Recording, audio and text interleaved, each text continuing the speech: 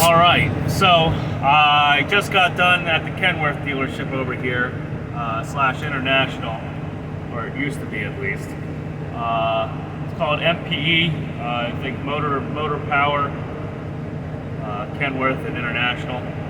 The service writer is probably one of the best service writers I've ever dealt with, and I've been to many Kenworth dealerships over the years. Especially with that, I had a PACCAR and a T800. I couldn't stay out of the dealership more than maybe a month or two. As for the technician, he was young, but he actually seemed like he knew what he was talking about. They told me that my cam's starting to go bad. I just looked at this cam.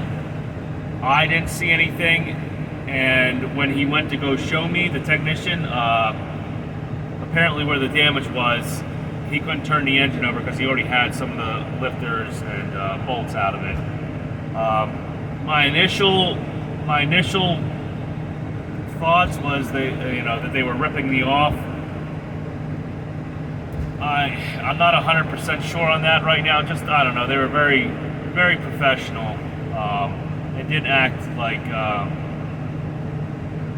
I've used, like you usually get at most dealerships. They kept me updated. I didn't stand in front of the desk, the service desk, for like 15 to 20 minutes waiting for someone to show up or for the guy to quit, texting or bullshitting with somebody like usually.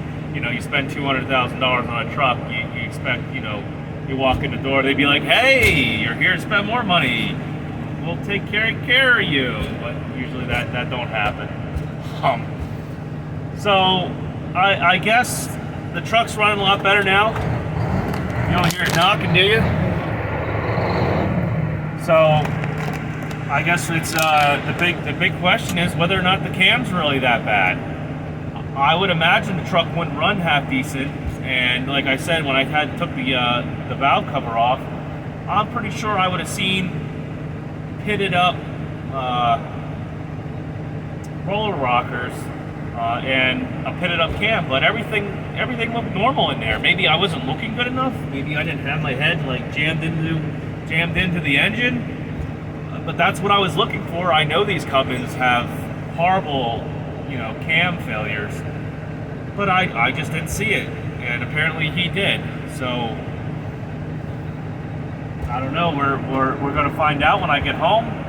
I guess I'll pull the valve cover off and I'll pull, I don't know, something off to keep the engine from running and turn it over a few times and start looking at all these loads and see if anything's damaged. If it is damaged, if it's not that bad, I'm just gonna run this thing. Because I've seen these, some of these cams with pitted cams go, the guy will find out they're pitted at like 600,000 miles and they pull the valve cover off again at 1,000,000 and it's still pitted and looks exactly the same as it did, 600,000, 500 or 600,000 miles ago.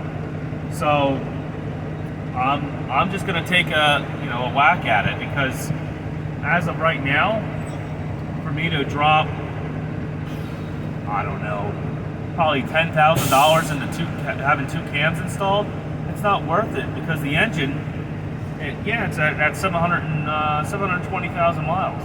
It's going to eventually need an overhaul here, and it'd be stupid for me to put cams in and then 3 months down the road I lose a rod or a bearing or something, or a year down the road.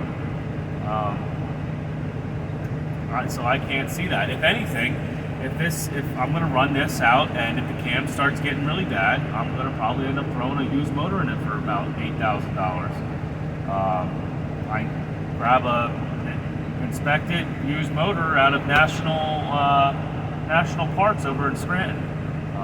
They pull the valve covers off. They go in with a bore scope and they check the inside of the cylinders and everything. They do a compression test. These are all usually totaled out low mileage trucks, and some of these engines have been sitting there, because I've talked to the guy. He says, yeah, these are low mileage engines.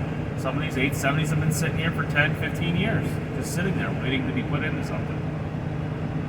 So we'll see how that goes. Like another thing, Kevin, the service writer here, that's funny, said that they're known for dropping liners. So yeah, I probably wouldn't do it Cam either. He says you could drop a liner here, in a year or two. So yeah, it is what it is. I'm going to persevere and run this truck and make money.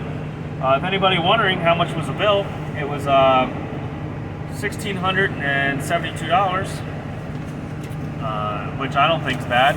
That comes out to, I don't know, like $140 an hour, $130 an hour in labor, I think. I got the core from the injector. I'm happy. They did it. I was in here at almost 9 o'clock, like 8:45, and it is now,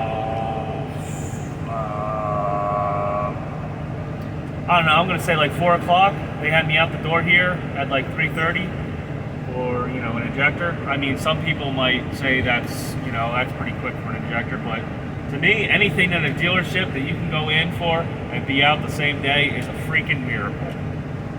So, that's enough of me rambling right now. I spent the night over in the Cummins parking lot, which they told me to come here because they only have 2 techs.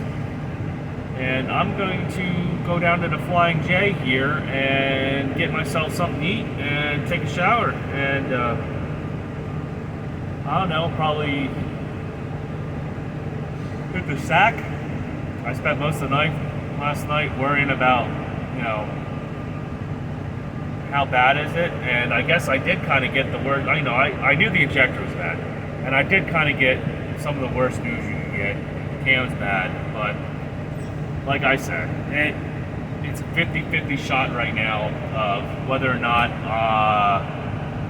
the cam's just gonna detonate and go all to hell, and this thing's picking up the light out the window. So that's it.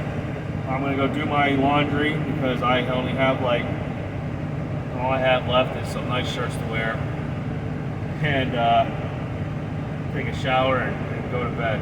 So I'll catch you all later, I guess, and hope for the best.